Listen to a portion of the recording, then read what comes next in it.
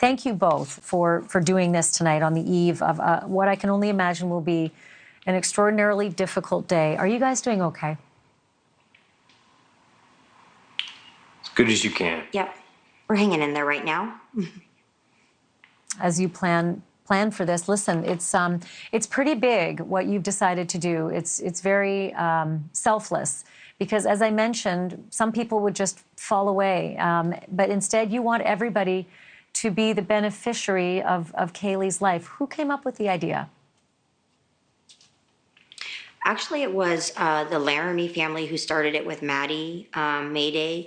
And we had been, the girls are exactly 2 weeks apart, both born on Fridays.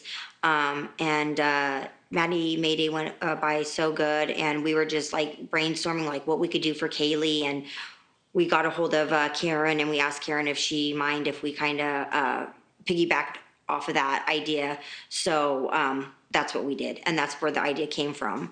And we just kind of ran with it with our own just a little bit of a spin on it. We did the do what you love, do something that you love, pay it forward type thing.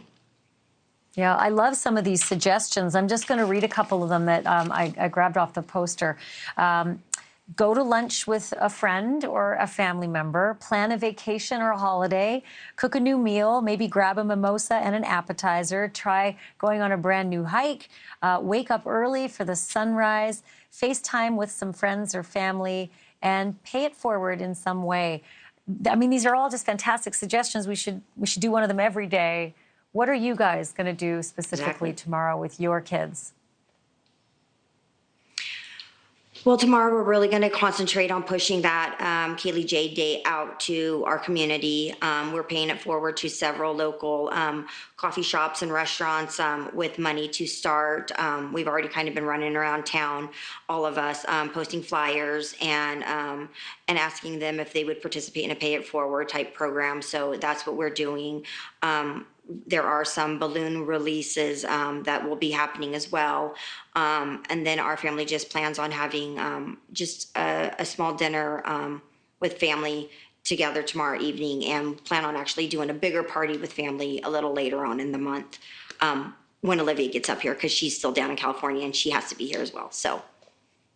Yeah, it wouldn't be complete without Olivia and her new baby as well, with lots of reasons to celebrate the grandchildren. Steve, how are the rest of the kids doing? How are Kaylee's siblings pulling through, especially at this time tomorrow when it's going to be tough, even for you, grown adults? The truth is, it's probably even harder for them. Emotionally, they are super sensitive. It's their sister. They had a relationship with them that lasted, when we went to bed, they watched movies for hours. These girls and their brother were super close. They watched movies. They scared each other. They were just a classical American family, and they're hurting. It's hurting. You can't fake this. You can try to make something positive out of it. You can do your best effort, but we're still struggling. That's just the reality of it. And still, there's, litigation. There's still business to be done. Even on Friday, there's gag order hearings. Do you share any of the information, progress, any of the developments with the kids, or do they really stay out of any of the news?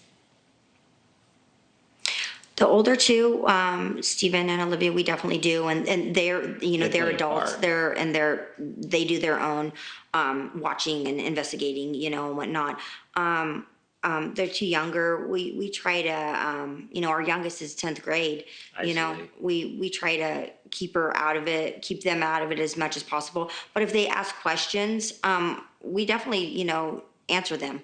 You can't hide anything with the internet anymore. We don't lie to them or sugarcoat anything, and they do come to us with questions, and we will answer those questions the best that we can. How is you mentioned your son, Stephen Jr., how is he doing just in terms of his University of Idaho career? I know that was just, he'd be shell-shocked, and I think he was doing it from home for a while. Does he plan to go back to campus, finish at home? What are sort of the future plans there? Stephen actually graduated as well. So he graduated Yes. He graduated with his sister, but he gave up that graduation for his sister. He didn't. Yes. That's kind of how we try to raise our children, not to be self-centered and to like sacrifice their lives and try to like help other people and find value in that. And that's, as a father, that's what I felt like. Like if I could have more children and give them a good life, then I was providing. I got a lot of comfort and enjoyment out of that. So Steven's built out of the same cloth as I am, and he was like, you know what, this is my sister's day, and I don't even need to have it today. Yeah. But we do need to get his diploma, put it up in a in a. Celebrate him. Yeah, we do. He understands that we won't be able to do that. He just understands that right now we just have a focus, unfortunately, elsewhere. But Stephen will have his day that we celebrate his accomplishments as well. And, you know, he knows that we're proud of him as well. Yeah. Well, listen, you guys are, I don't know what you're made of, but it's something a lot stronger than the rest of us. Steve, Kristi, can't thank you enough for coming on to launch this extraordinary initiative for tomorrow. Thank you for watching. Go to newsnationnow.com to find NewsNation on your television provider. And don't forget to click the red subscribe button below to get more of NewsNation's fact-driven, unbiased coverage.